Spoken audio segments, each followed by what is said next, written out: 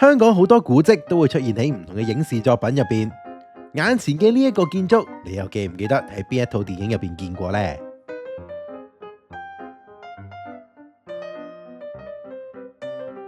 呢一個位於金鐘嘅亞洲協會香港中心，就咁睇外形可能冇咩歷史味道，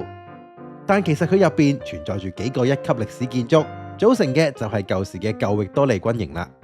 整個舊域多利軍營遺址其實佔地相當之大，大約就分3個部分。第一個係史大格林伯格樓軍火工場嘅舊址，佢喺1865年興建，當時主要嘅用途係混合同埋包裝炸藥，係香港現時碩果僅存嘅殖民時代域多利軍營遺址入邊第2古老嘅殖民時代建築。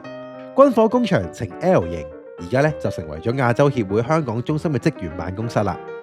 旁邊嘅路軌亦都充滿住故事，據說以前嘅火藥原料會通過架空繩道由灣仔嘅軍器廠街運上嚟呢一度，跟住就係靠呢啲嘅路軌運送火藥去到各處，所以呢一啲嘅路軌都原位被保存落嚟。旁邊見到嘅花崗岩石牆一樣都係1級歷史建築，佢其實係護堤，作用如同防爆牆一樣。旁邊仲放咗4枚喺呢一個嘅遺址發掘嘅古炮用作欣賞。依家呢一度就變咗庭園嘅用途啦。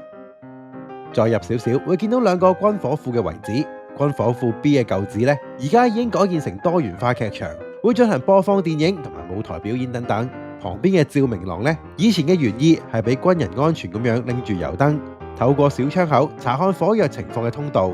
而家就盡量維持住當時嘅外貌，但係就改建咗成為舞台嘅後台通道啦。而另一個軍火庫 A 嘅舊址亦都屬1級歷史建築，多數就以舉辦畫展為主。但講咗咁多，究竟邊一個位先至同電影有關呢？答案其實係亞洲協會香港中心新建嘅大樓入邊，因為舊軍營興建嘅時候就必須要有先天嘅地理優勢，所以活化重建後嘅亞洲協會香港中心都有俯視香港嘅靚景。其中2條天橋之一嘅果福橋就係好好嘅取景位置。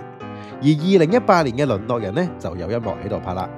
天台亦都係其中一個拍攝嘅勝地，俾大廈包圍嘅空中花園就係淪落人最後頒獎典禮嘅場景啦。如果你都想參觀一下亞洲協會香港中心，可以喺佢哋開放嘅時間入邊隨意到訪，又或者上佢哋嘅官方網站報名參加導賞團，咁就可以認識更加多歷史故事啦。